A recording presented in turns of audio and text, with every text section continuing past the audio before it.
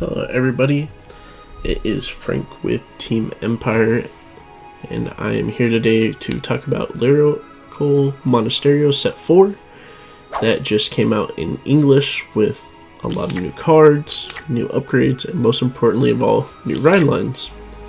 In this series of deck analyst videos, we will, as a team, be going over the ride lines, their strengths, weaknesses, playstyles, and overall competitive viability for the upcoming format. The one I will be going overall with is going to be the Lyrical Encounter deck, PRISMs.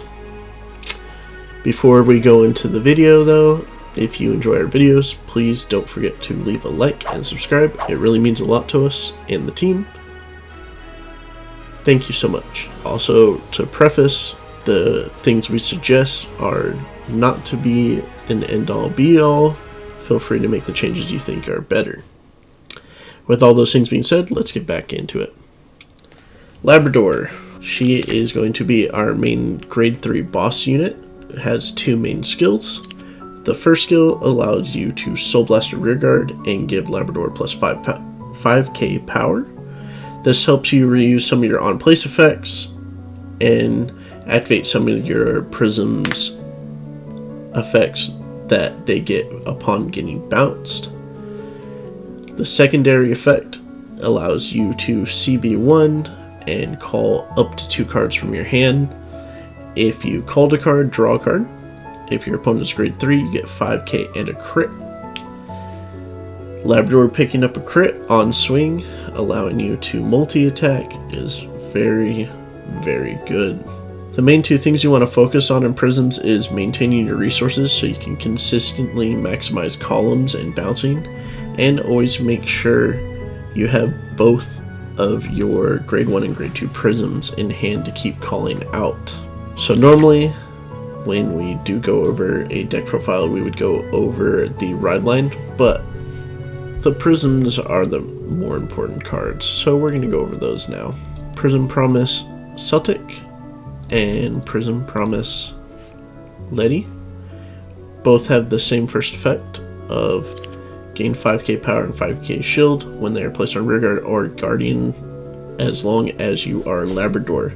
This allows them to be offensively and defensively really powerful. Celtic is going to be the main way you're going to use multi-attack by allowing yourself to open up your lanes by Soul Blasting her, returning herself and another PRISM to your hand. Another way to use her effect is to protect it from removal. So being able to, say, call Celtic in the front row and call a Letty behind her, Soul Blast, return your column. You won't be getting retired, nobody can bind your cards. It's a very important skill. The other card, Letty, the reason why she's also very good is when you return her to hand, you may soul charge one and you can countercharge one. You can only countercharge once per turn, which is not that important. There are definitely times that the countercharging is very important, but the soul charging is pretty important with the deck because being able to have that soul ready for your Celtic to rebounce them is very important. So, going from the PRISMs themselves, we'll go for the ride line. So, the grade 1 is going to be Diva of Thronody Mariette. She is a when rode upon, check top 7 for a PRISM, reveal it, add it to hand, shuffle. If you did not reveal, you may soul charge 1. I think it is a very good skill. The only problem is we are in a 50 card main deck now. So you only have 11 targets to hit out of a top 7.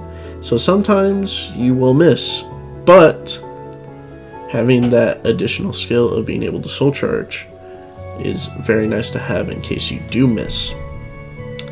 Then the grade 2, she says, when rode upon by Labrador, which is going to be our main grade 3, choose up to 1 unit with PRISMs in the name, call it from hand to rearguard. If you did, draw a card. So you get to call a card from your hand that you are going to call and draw to replace it, which I think is also a very good skill.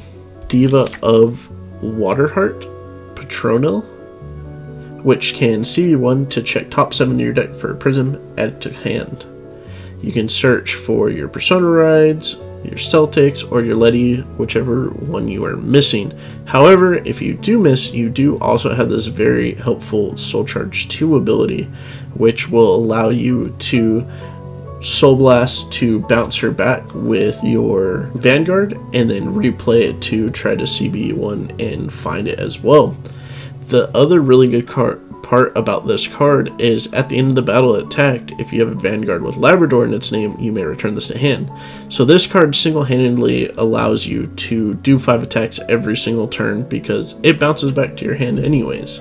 It's amazing. Another very amazing card is Chilling Tonight Nebronia. Great card to help with your offensive pressure. She gives any Prism 5k that gets placed in the same column as it. So during a Persona Ride turn, the first swing with that Prism is going to be plus 15k or plus 20k, and then when you recall it, it'll be plus 25k. Very amazing skill. So there's 2 generalized lists for Prisms.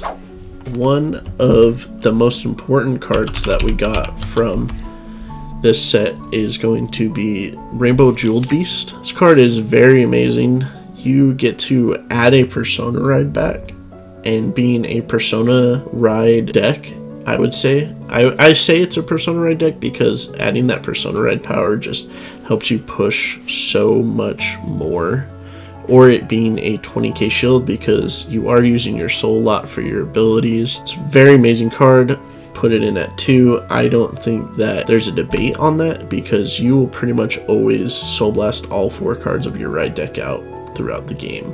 Speaking of Persona Rides, you can run Gradius. Gradius will just make it so your main deck has 4 Persona Rides. Very important. We play 4 of the Cycler, Valchalant, because you can discard it to draw cards on your ride up, and then during your Persona Ride turns, it can actually increase the ceiling of them by giving your Vanguard the skill give plus 5k at the end of turn. So it turns your Persona Ride into a 15k, and then after you do your Vanguard skill, then it's a 20k to the front row. That extra 5k can come in handy for sure, especially if your opponent hits defensives. For a next tech, we can run Aurora. This card, reading its text, doesn't seem like it's a very valuable card, but this card allows you to add your Gradius to hand, it allows you to add Elementaria to hand, and when Triple Drive Booster comes out, you're going to replace Gradius with the new Regulus piece, Angelic Brace Ladder, and it adds that. And that card's insane, especially playing against Shiranui, which is going to be a menace. This card is very important. I highly recommend picking up a playset if you don't already have one. Definitely a very amazing card. So for trigger lineup, I personally think you go 8 crit, using 4 of any generic crit, and then 4 of your End Soul crits. I really recommend getting the End Soul crits. I know they're a little pricey, but when your deck is so soul reliant like this deck, I highly recommend it. For the OT, there's not really a debate when it comes to OTs now. We're running the blue OT. This card gets you to add a card back to hand, be a 9th crit. It's just insane. I think this is arguably the best over trigger in the game, and it's a very hot topic to debate, but I think this is one of the best over triggers for sure. The other list that people are running are going to be with Ballista.